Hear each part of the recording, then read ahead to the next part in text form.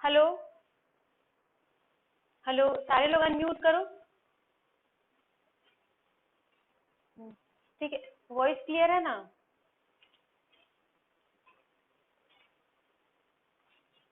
Board दिख रहा है सही से? ठीक है। पहले कुछ क्वेश्चन पूछेंगे, उसके बाद फिर आगे कंटिन्यू करेंगे।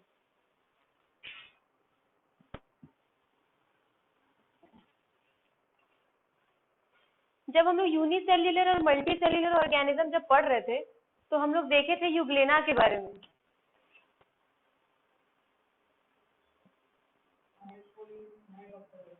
क्या क्या आयुष? रहने दीजिए, अभी ऑफ नहीं करने दीजिए। ये यूग्लेना के बारे में हम लोग देखे थे, ये यूनिसेल्युलर ऑर्गेनिज्म है। इसके बारे में कुछ बताए थे मोड ऑफ न्यूट्रिशन को लेकर। कुछ स्पेशल है जो बाकियों में नहीं था। बताओ इसके बारे में क्या बताया था यूग्लेना के बारे में।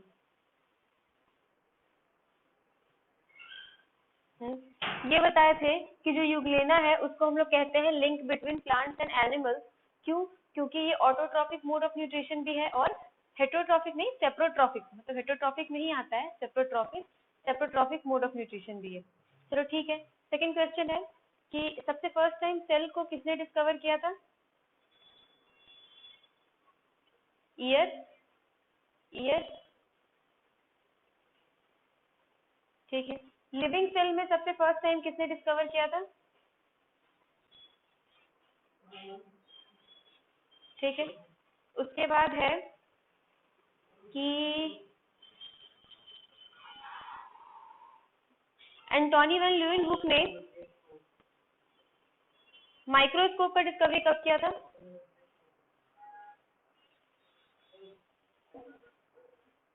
1673। सेल थ्योरी को किसने डिस्कवर किया था?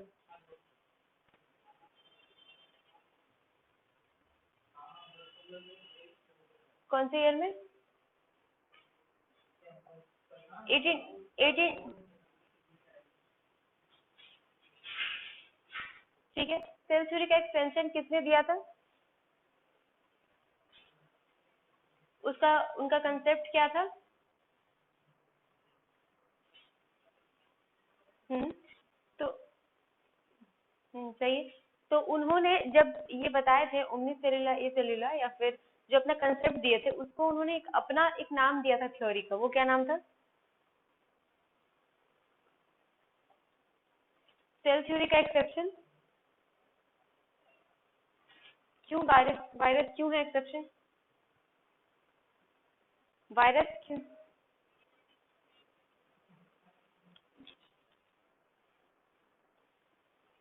ठीक है, मेनली कह सकते हैं कि उसमें प्रोटोप्लाज्म एब्सेंट होता है।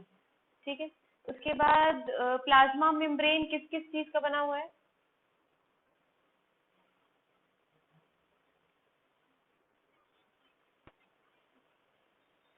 क्या? हाँ। और? हाँ सही है। लिपिड, फॉस्फोलिपिड के स्ट्रक्चर के बारे में बताओ।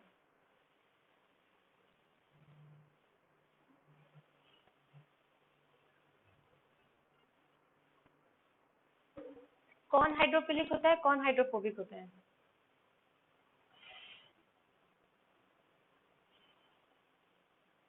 सही है।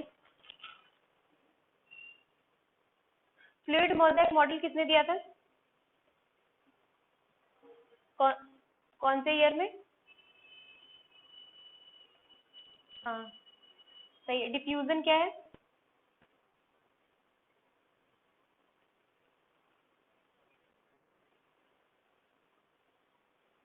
सही है। ऑस्मोसिस? ऑस्मोसिस क्या है?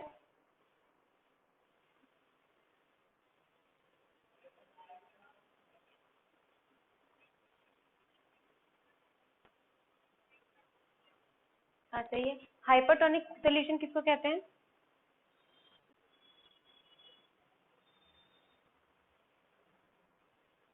Hypertonic solution.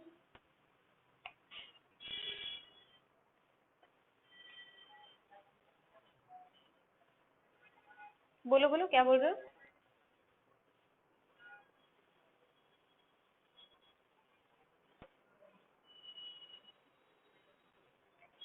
concentration of solution is higher than the concentration of cytoplasm.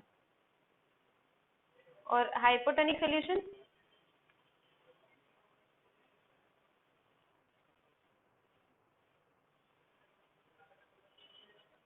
Cell wall कितने लेयर्स के बने हैं?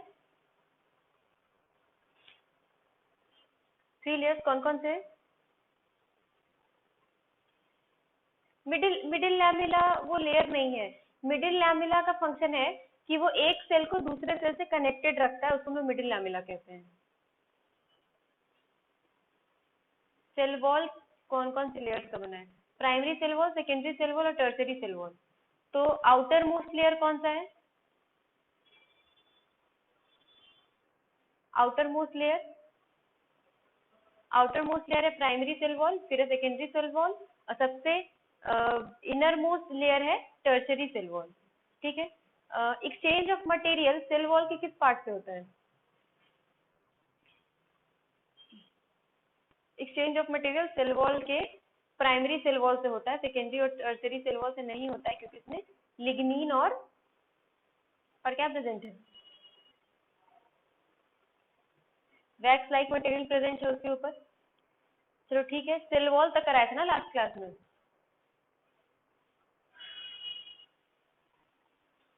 सेल वॉल तक हुआ था ना लास्ट क्लास में? हेलो हेलो हेलो, आवाज जा रहा है? लास्ट क्लास में सेल वॉल तक हुआ था ना?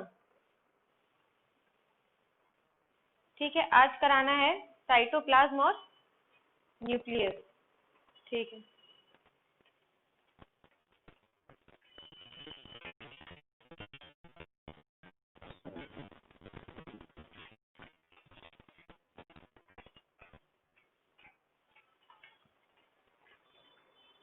स्टार्ट करते हैं साइटोप्लाज्म से.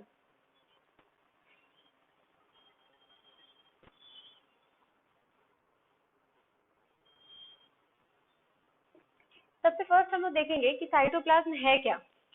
ठीक है. तो कभी भी अगर हम लोग, हाँ ठीक है, देखो कभी भी अगर हम लोग स्टडी करते हैं ना सेल का, किसी भी सेल का स्टडी करते हैं, प्लांट सेल हो या फिर एनिमल सेल हो, किसी भी सेल का अगर हम लोग स्टडी कर रहे हैं और हम लोग उसको माइक्रोस्कोप में अगर चेक कर रहे हैं, तो हम लोग क्या देखते हैं कि न्यूक्लियस और प्लाज्मा मेम्ब्रेन के बीच में कुछ मटेरियल प्रेजेंट है, सेमी फ्लूइड मटेरियल प्रेजेंट है, जिसको हम लोग ग्राउंड सब्सटेंस भी कह सकते हैं, प्रेजेंट है, उसको हम लोग कहते हैं साइटोप्लाज्म. ठीक है. अगर हम उसका डेफिनेशन देखें तो क्या कह सकते हैं? साइटोप्लाज्म का डेफिनेशन बताओ. बोलो, अगर डेफिनेशन अगर आपसे पूछा जाए साइटोप्लाज्म का तो क्या कहोगे?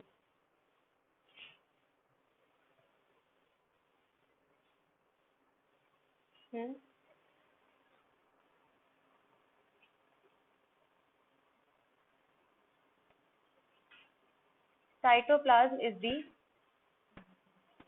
ground substance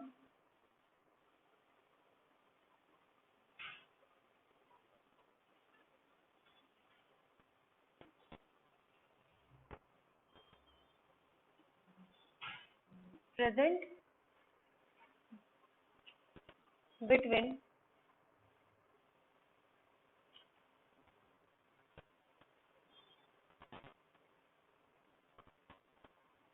cell membrane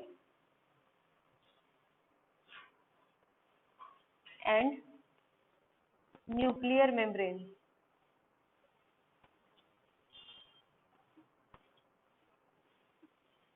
ठीक है. तो ये जो ग्राउंड सब्सटेंस है, इसमें क्या क्या प्रेजेंट है? इसमें साइटोप्लाज्म में क्या क्या प्रेजेंट है? फिर साइटोप्लाज्म में दो टाइप्स के सब्सटेंस प्रेजेंट है. फर्स्ट है हाइलोप्लाज्म,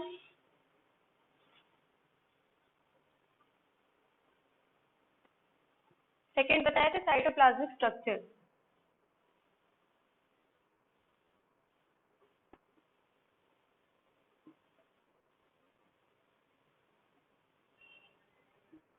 ठीक है. हाइलोप्लाज्म क्या है? हाइलोप्लाज्म है jelly like substance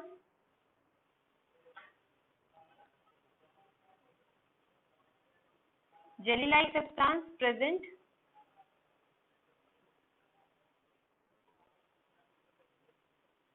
in the cytoplasm. Second हम लोग कह सकते हैं साइटोप्लाज्मिक स्ट्रक्चर में हम लोग कह सकते हैं some organelles are present. ठीक है, सबसे फर्स्ट हम लोग क्या देखें कि साइटोप्लाज्म क्या है. तो साइटोप्लाज्म है ground substance present between the plasma membrane और न्यूक्लियर मेम्ब्रेन. ठीक है, और जो साइटोप्लाज्म है, साइटोप्लाज्म में ही जो भी साइटोप्लाज्मिक स्ट्रक्चर है, मतलब जो भी ऑर्गेनल्स है, ऑलमोस्ट जितने भी ऑर्गेनल्स है वो कहाँ प्रेजेंट है, साइटोप्लाज्म में ही एम्बेडेड है. ठीक है, और फिर क्या है कि जितने भी रिएक्शंस हो रहे हैं, जो भी रिएक्शंस हो रहे हैं सेल में, वो या तो साइटोप्लाज्म में मैक्सिमम रिएक्शन जो है, मैक्सिमम रिएक्शन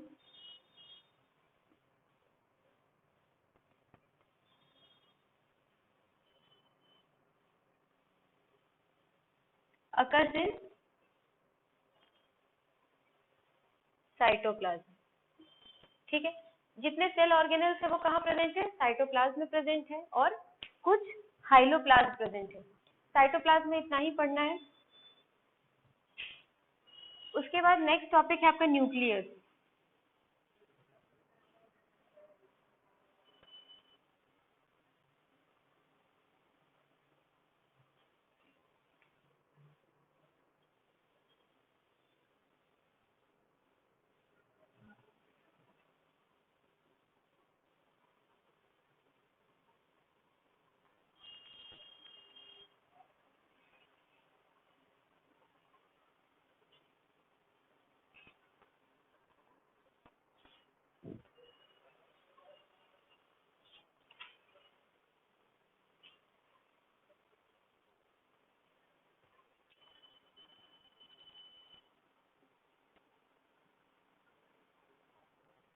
न्यूक्लियस किसको कहते हैं हम लोग,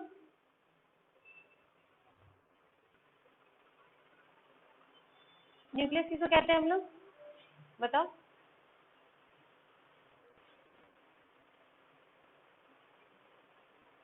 न्यूक्लियस को हम लोग कह सकते हैं director of the cell.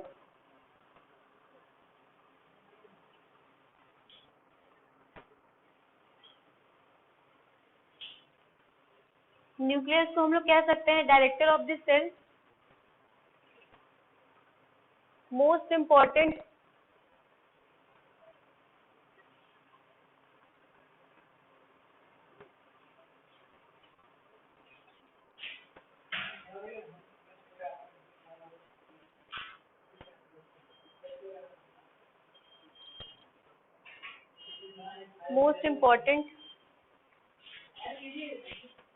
part of the cell, and it controls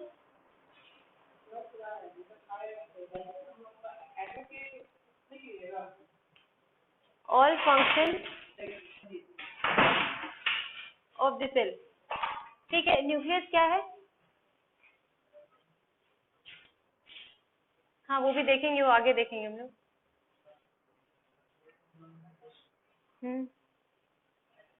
सही है. देखो, हाँ सही है. देखो, सबसे फर्स्ट हम लोग क्या कह सकते हैं कि जो न्यूक्लियस है वो क्या है, director of the cell, most important part of the cell, and it control all the function of the cell. ठीक है, उसके बाद क्या है, फर्स्ट टाइम डिस्कवर किसने किया था, इसको फर्स्ट टाइम डिस्कवर किया है रॉबर्ट ब्राउन ने. First time nucleus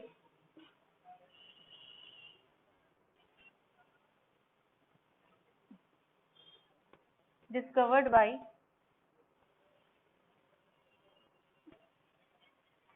Robert Brown in the orchid cell. ठीक है, ये है। उसके बाद क्या है कि जो न्यूक्लियस है, न्यूक्लियस में क्या क्या प्रेजेंट है, न्यूक्लियस में क्या क्या प्रेजेंट है पता है? न्यूक्लियस किस किस कंपोनेंट्स का बना हुआ है? अगर मान लो कि हम लोग न्यूक्लियर को इलेक्ट्रॉन माइक्रोस्कोप में स्टडी कर रहे हैं तो हम लोग को क्या क्या दिखेगा?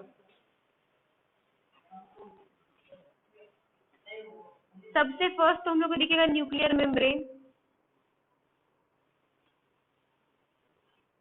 Nuclear membrane.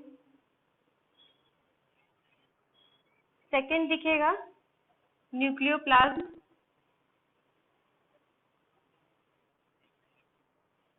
फिर दिखेगा न्यूक्लियोलस, और दिखेगा, और क्या है? Nuclear chromatin, nuclear chromatin. हम लोग जब न्यूक्लियर क्रोमेटीन पढ़ेंगे ना तो उसमें क्रोमोसोम, डीएनए सब कुछ आ जाएगा। ठीक है, तो क्या पता चला? न्यूक्लियस क्या है? न्यूक्लियस है director of the cell, most important part of the cell and it control all function of the cell. फिर है फर्स्ट टाइम न्यूक्लियस को डिस्कवर किया था रॉबर्ट ब्राउन ने इन दी ऑर्किड सेल। ठीक है, फिर न्यूक्लियस को जब हम लोग इलेक्ट्रॉन माइक्रोस्कोप में स्टडी करेंगे तो क्या पता चलता है कि 4 पार्ट्स है जो प्रेजेंट है न्यूक्लियस में। सबसे फर्स्ट है न्यूक्लियर मेम्ब्रेन, सेकेंड है न्यूक्लियोप्लास्ट, थर्ड है न्यूक्लियोलस और फोर्थ है न्यूक्लियर क्रोमेटीन। अगर हम लोग न्यूक्लियर मेम्ब्रेन के बारे में देखें तो न्यूक्लियर मेम्ब्रेन क्या है? न्यूक्लियर मेम्ब्रेन जो है वो है आउटर, हाँ सही है, outer layer of the nucleus which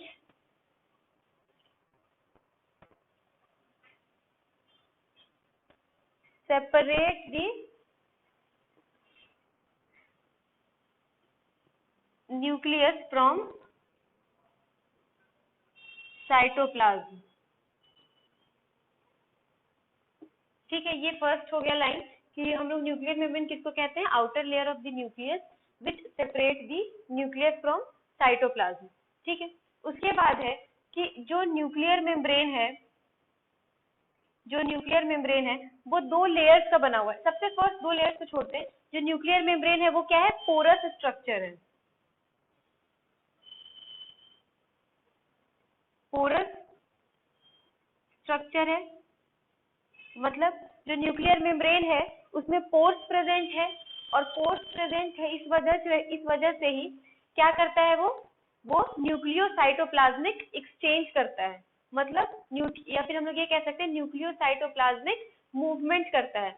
मतलब जो न्यूक्लियस में है उसको वो साइटोप्लाज्म से एक्सचेंज करता है, और जो साइटोप्लाज्म में है वो न्यूक्लियस से वो एक्सचेंज करता है। ठीक है, न्यूक्लियर मेम्ब्रेन क्या है? न्यूक्लियर मेम्ब्रेन पोरस स्ट्रक्चर है, therefore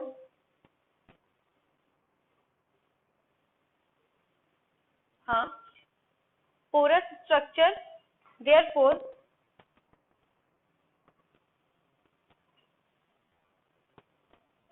they can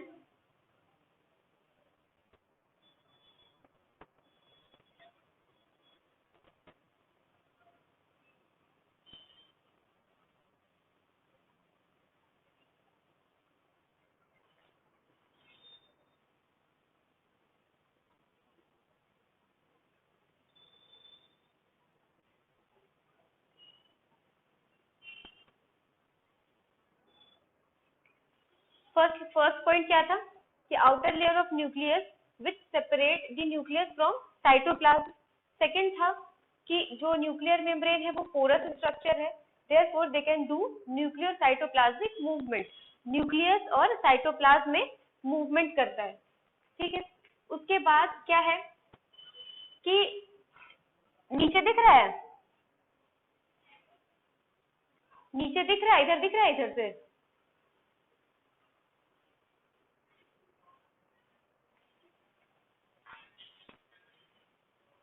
नहीं दिखेगा।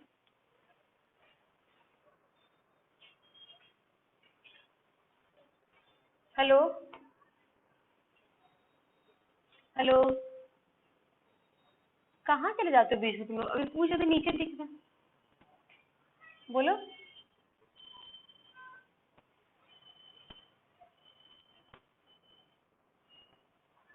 हाँ, देखो आगे और बता रहे हैं अभी इसके बारे में।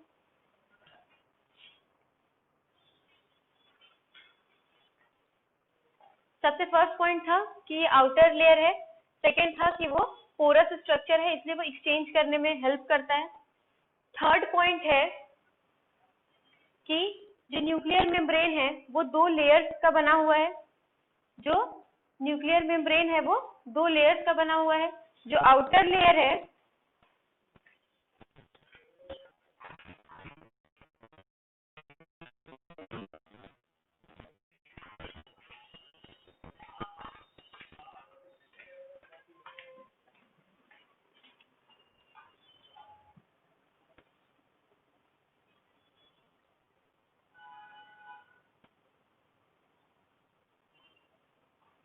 nuclear membrane are made up of two layers। ठीक है, न्यूक्लियर मेम्ब्रेन जो है वो दो लेयर्स का बना हुआ है। In which outer layer is called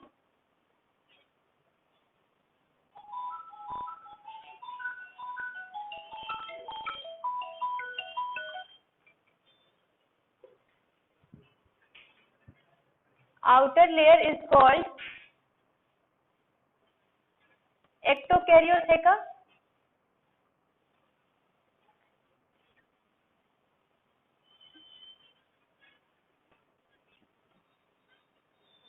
and inner layer is called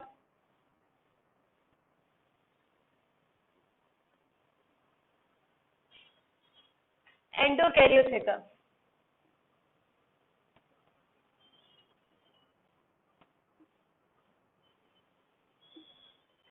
ठीक है, न्यूक्लियस का थर्ड पॉइंट क्या है?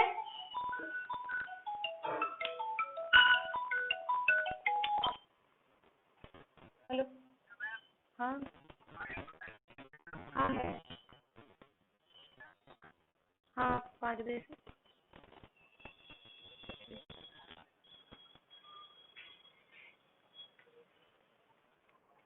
थर्ड पॉइंट क्या था कि जो न्यूक्लियर मेम्ब्रेन है वो टू लेयर्स का बना है। Outer layer is called ectokaryotheca and inner layer is called endokaryotheca. ठीक है, उसके बाद है कि space between two layers are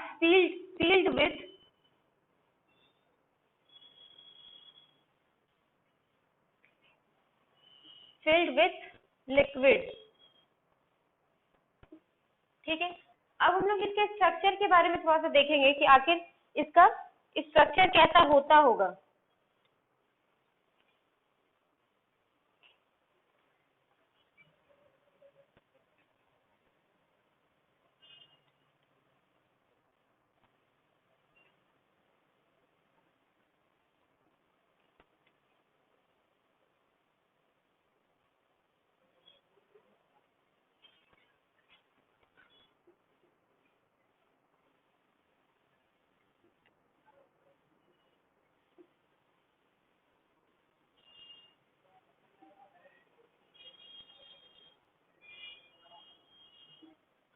ठीक है, ये लास्ट पॉइंट है। लास्ट पॉइंट क्या है कि जो एंडोकैरियोथेका और एक्टोकैरियोथेका जो है, जो दो लेयर्स है, उन दोनों के बीच में इंटरमेम्ब्रेनस स्पेस प्रेजेंट है और ये जो स्पेस है वो एक फ्लूइड से फिल्ड है। ठीक है, हम लोग देख रहे थे न्यूक्लियर मेम्ब्रेन। न्यूक्लियर मेम्ब्रेन का फर्स्ट पॉइंट क्या था कि जो न्यूक्लियर मेम्ब्रेन है वो न्यूक्लियस और साइटोप्लाज्म को सेपरेट करके रखता है। नेक्स्ट पॉइंट था कि ये पोरस स्ट्रक्चर है इसलिए ये न्यूक्लियोसाइटोप्लाज्मिक मूवमेंट करता है।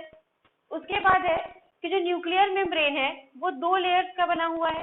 फर्स्ट लेयर जो है वो आउटर लेयर जो है उसको कह रहे हैं एक्टोकैरियोथेका और इनर लेयर जो है उसको कह रहे हैं एंडोकैरियोथेका। ठीक है, अब है कि इन दोनों के बीच में, एंडोकैरियोथेका और एक्टोकैरियोथेका के बीच में इंटरमेम्ब्रेनस स्पेस प्रेजेंट है, और वो जो स्पेस है वो फ्लूइड से फिल्ड है। अगर हम स्ट्रक्चर देखें कि कैसा स्ट्रक्चर होता होगा न्यूक्लियर मेम्ब्रेन का,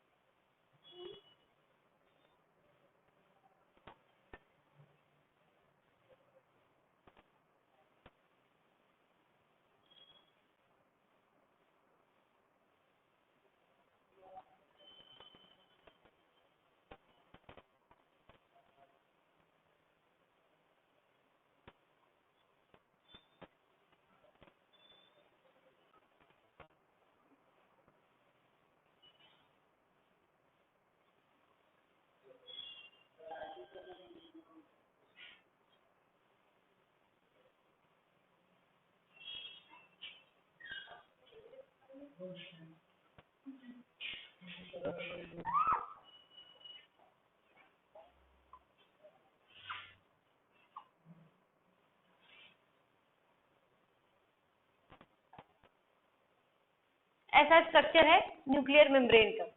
ठीक है, ये क्या है? ये है एक्टोकैरियोथेका,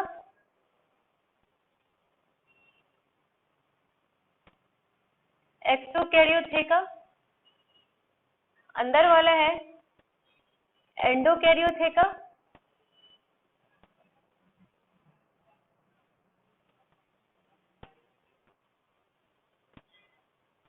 ये है पोर्स, बीच में है इंटर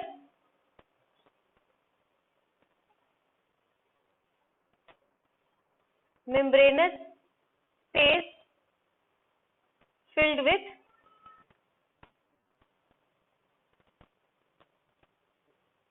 इस साइड नहीं दिख रहा है क्या? फिर से आप इसको इधर बना देते हैं, ठीक है? ठीक है, लेबलिंग इधर कर देते हैं।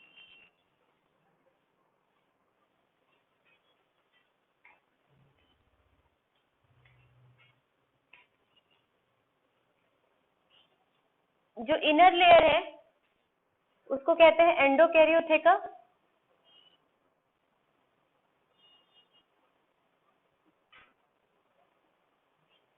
जो आउटर लेयर है उसको कहते हैं एक्टो, देखिए तो, एक्टोकैरियोथेका। ये जो है इसको कहते हैं पोर्स, ये जो है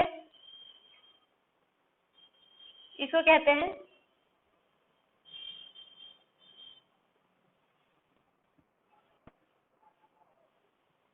intermembranous space filled with fluid. ठीक है, ऐसा स्ट्रक्चर होता है न्यूक्लियर मेम्ब्रेन का। ठीक है, न्यूक्लियर मेम्ब्रेन समझ में आया सबको?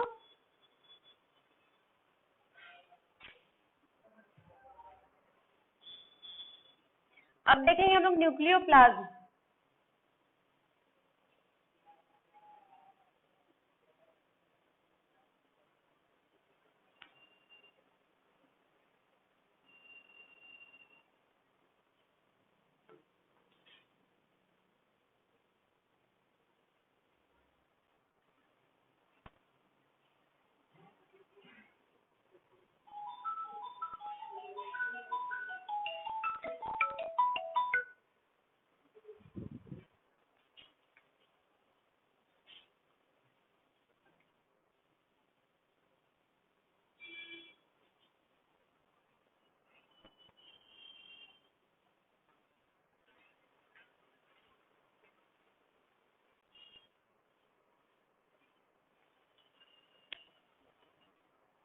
सेकेंड पार्ट है न्यूक्लियोप्लास्ट,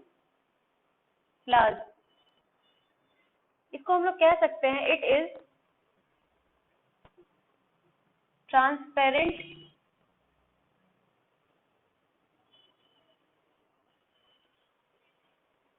क्या semi fluid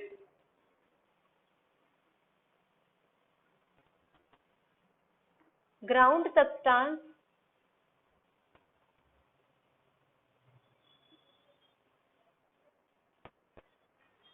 present in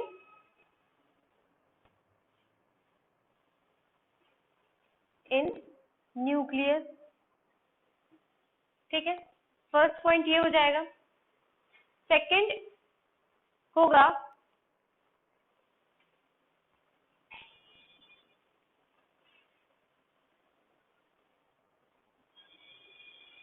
inside the nuclear membrane, ये ज्यादा अप्रोप्रिएट होगा।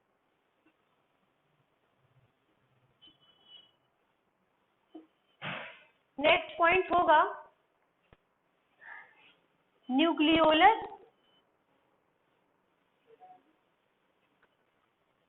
And nuclear chromatin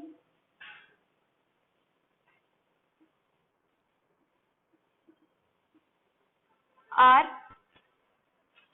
embedded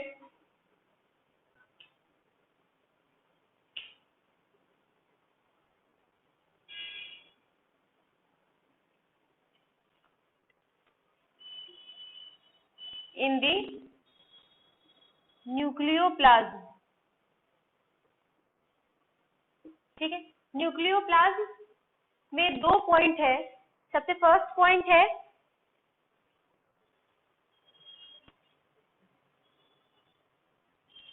nucleoplasm में दो पॉइंट है। सबसे फर्स्ट पॉइंट क्या है कि it is transparent semi fluid ground substance present inside the nuclear membrane.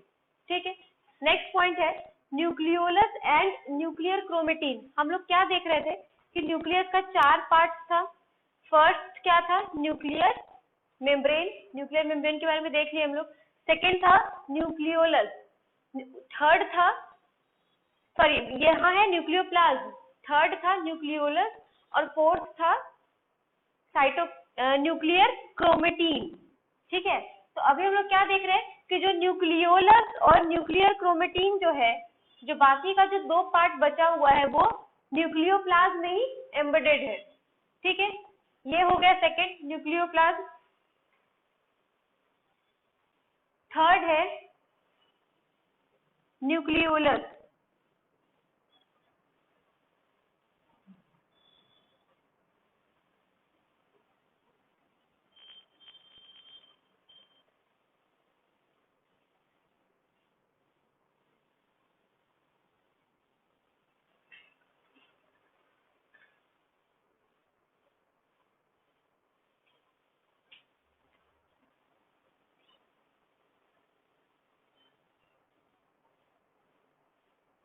Third है न्यूक्लियोलस। न्यूक्लियोलस क्या है, darkly stand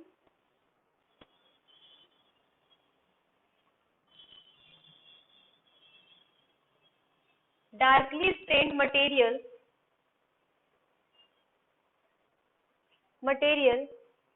present in the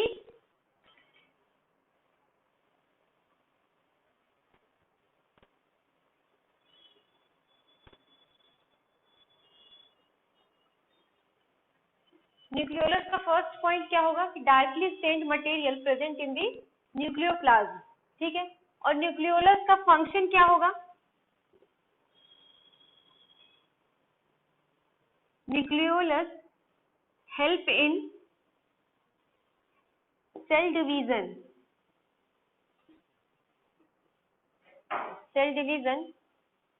by the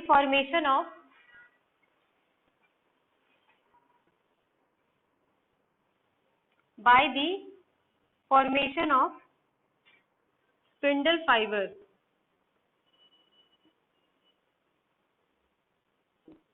ठीक है, न्यूक्लियोलस के बारे में क्या है, darkly stained material present in nucleoplasm. Second है कि nucleolus help in cell division by the formation of spindle fibre. ठीक है, सेल डिवीजन क्या होता है, कोई भी बॉडी पार्ट, कोई भी बॉडी या फिर कुछ भी, कोई भी लिविंग ऑर्गेनिज्म है, अगर वो सेल का बना है तो उसमें सेल डिवीजन जरूर होगा। सेल डिवीजन होगा तभी ग्रोथ होगा, सेल डिवीजन अगर नहीं होगा तो ग्रोथ नहीं होगा। ठीक है, तो डिवीजन में, सेल डिवीजन में हेल्प करता है। ये थर्ड पार्ट था। लास्ट है nuclear chromatin.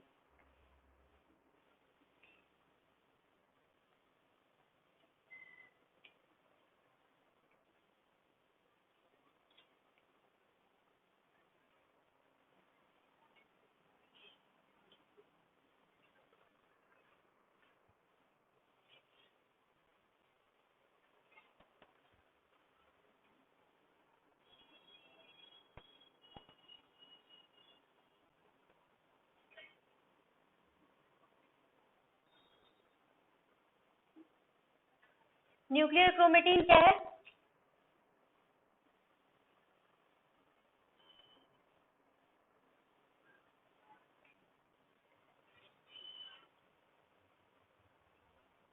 Darkly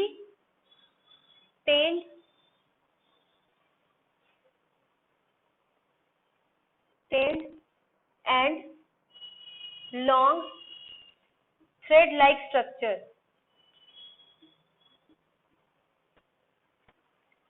Thread-like structure. ठीक है,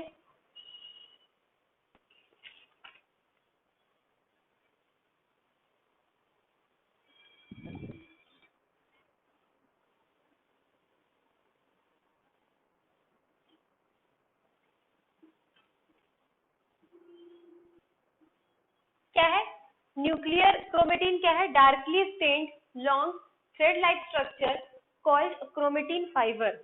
क्रोमेटिन फाइबर क्या है? Chromatin fibre contain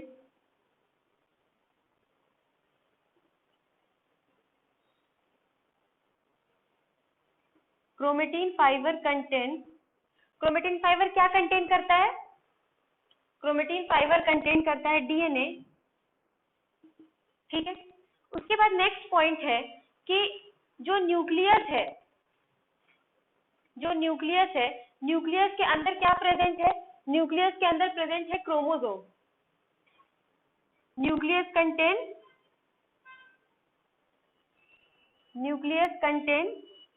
chromosome. ठीक है, न्यूक्लियस क्रोमोसोम कंटेन करता है। क्रोमोसोम का क्या फंक्शन है? Which transfer the character from parents to offspring. ठीक है, जो क्रोमोसोम है वो किस किस चीज का बना हुआ है? क्रोमोसोम मेड अप ऑफ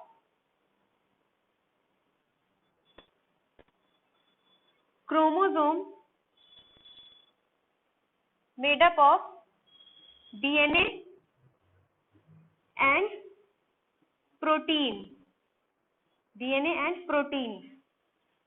ठीक है, क्या कुछ बोल रहे हो क्या? उसके बाद क्या है?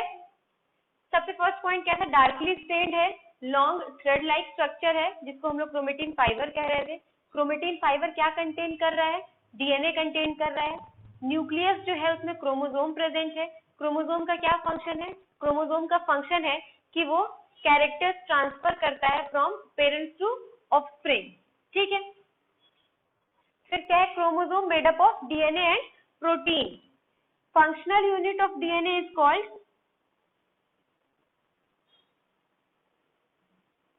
functional unit of DNA is called gene. Gene functional unit of DNA क्या है? जिसको हम लोग जीन कहते हैं। जीन का क्या फंक्शन है? Gene can transfer the information about the cell formation. ठीक है, जब सेल डिवाइड होने वाला होता है, उससे पहले जो न्यूक्लियर क्रोमेटिन है या फिर जो क्रोमोसोम है वो कॉइल्ड स्ट्रक्चर में होता है, बहुत उलझा हुआ स्ट्रक्चर होता है।